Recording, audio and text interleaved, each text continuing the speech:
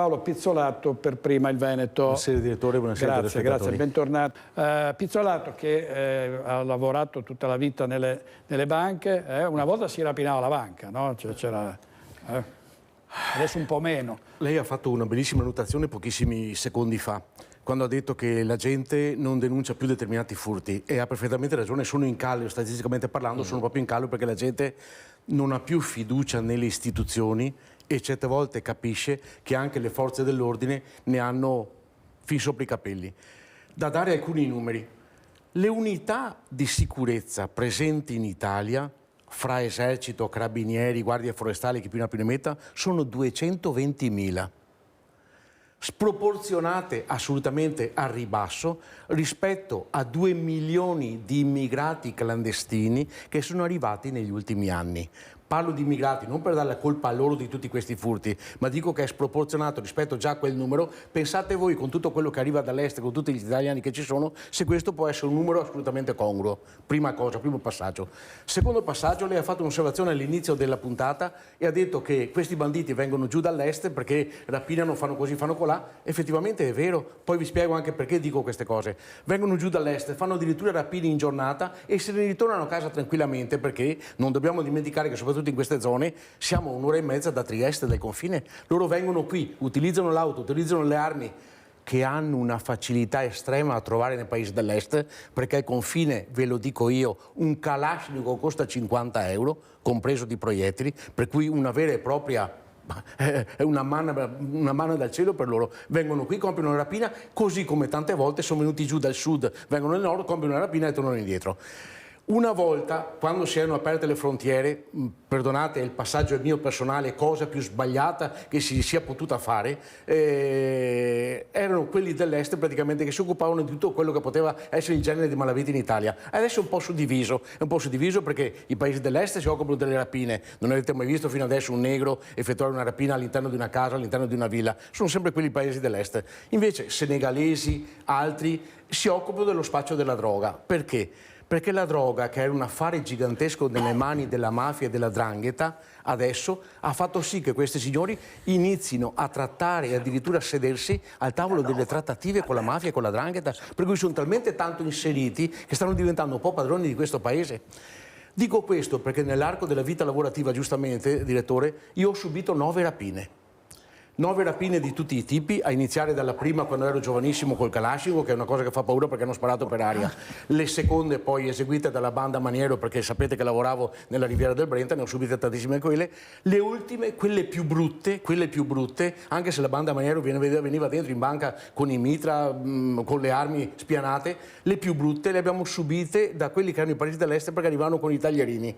Qual era la differenza? La differenza è che mentre la banda Maniero portava rispetto, diciamo fra virgolette, se questo può essere rispetto, alle persone che andava a rapinare e i conti li regolava a sé stantemente all'interno dei loro ambiti, questi della nostra vita non importava assolutamente nulla, per cui tirare una coltellata, tagliare una gola o caricarti in auto, come è successo a me a Fossò quando ho eseguito la rapina che mi hanno portato via per 500 metri e poi rilasciato al bordo del 127, era una cosa che per loro diventava talmente naturale che noi non contavamo assolutamente nulla. Qual è il problema? Prima ho sentito una frase da parte del giornalista, già conosciuto dalle forze dell'ordine.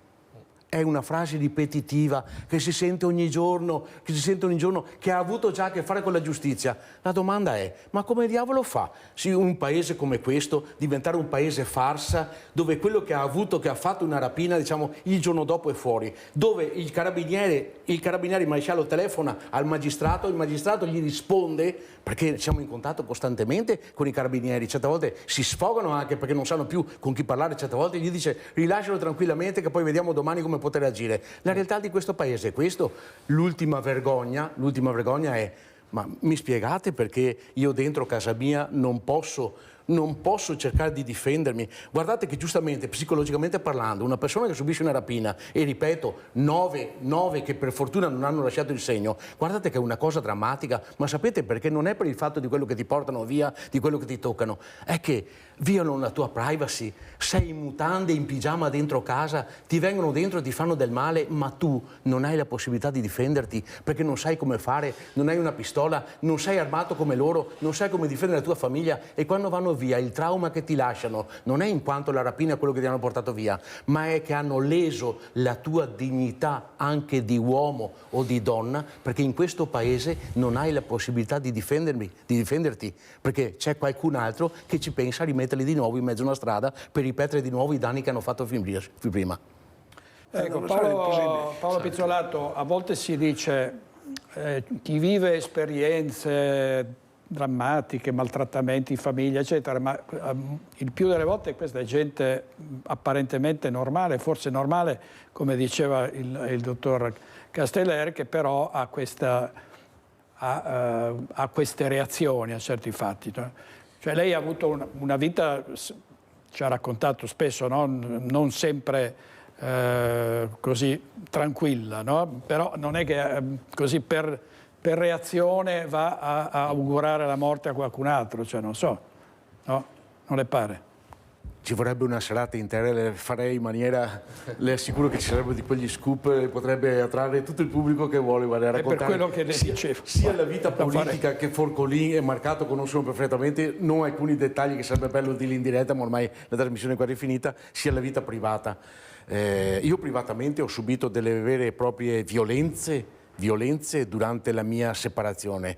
Al contrario di quello che può pensare qualche persona, le violenze sono state fatte dalla parte opposta, cioè solitamente l'uomo nei confronti della donna, e io purtroppo parlo tanto di me stesso, parlo tanto della mia vita privata, invece io ho ricevuto proprio il contrario, per cui capisco persone che hanno penato e che si sono trovate in netta difficoltà. Io l'ho provata nei momenti in cui ero amministratore unico di Veneto Agricoltura e collegato alla regione, dove in certi momenti ho passato dei momenti, dei secondi talmente difficoltosi che una persona pensava solo e esclusivamente di farla finita completamente. È inutile dire bugie, cioè questa è una cosa che è passata tante volte per la testa, lo confesso apertamente davanti agli schermi per la prima volta, davanti ai nostri telespettatori, però certe volte ti costringono a pensare di poterla far finita per fare in maniera che la persecuzione non possa più continuare. Poi tralascio un attimo questo passaggio personale perché logicamente non voglio andare avanti all'infinito, potrei parlare fino a domani mattina. Mi diceva il maresciallo del mio comune, facendo riferimento a quello che è successo e a questi like che ricevono questi ragazzi: un terzo delle persone che guidano sono drogate, un terzo delle persone che guidano sono alcolizzate, un terzo sono persone normali. Ora si capisce, e soprattutto dopo il Covid, che guardate che ha lasciato un segno psicologicamente parlando, giustamente come diceva il dottor Casteller, una cosa pazzesca, che abbiamo visto il risvolto nei momenti esatti in cui abbiamo riaperto gli sportelli alla gente, diciamo, che veniva dentro, dei cambiamenti radicali a livello comportamentale, a livello caratteriale. I buonismi hanno finiti, offese, proprio addirittura anche integrità fisiche che certe volte venivano a mancare anche all'interno dello sportello, gente nervosissima, gente psicopatica che purtroppo in questo momento andrebbe curata, ma tu non puoi curare milioni di persone. Ho avuto l'occasione di dirlo l'ultima puntata, sono stato qui, che si era creata la banda di ragazzine che tifava per Turetta, così come tanti anni fa si andava in discoteca 40 anni fa con scritto sulla maglietta Forza Maso, dacci dentro, il Maso che aveva ucciso i genitori. Per cui vedete voi, le persone che non hanno vissuto come ho potuto toccare con mano io quello che è successo alla povera Giulia, diciamo, che era il paese dove sono vissuto per anni, ho dormito a pochissime centinaia di metri da casa sua. La gente non si rende conto delle bestialità che questa gente riesce a produrre nei confronti di terzi. Le baby gang sono il risultato di ragazzi che dalla scuola non traggono più nessuna tipologia di risultato, dalle famiglie non traggono più nessuna tipologia di risultato, proprio perché non c'è più nessun insegnamento, l'educazione civica è sparita, il servizio militare è sparito tutto, e sono più preoccupato per questi ragazzini che stanno crescendo in una maniera completamente sbagliata e che purtroppo potrebbero essere risorse del nostro paese, che non da tanti delinquenti che sono qui, che prima o dopo spero possono essere rimpatriati, visto che il 72% delle nostre patrie e galere è occupato da gente che con l'Italia non ha nulla a che fare. Grazie Pizzolato, grazie molte.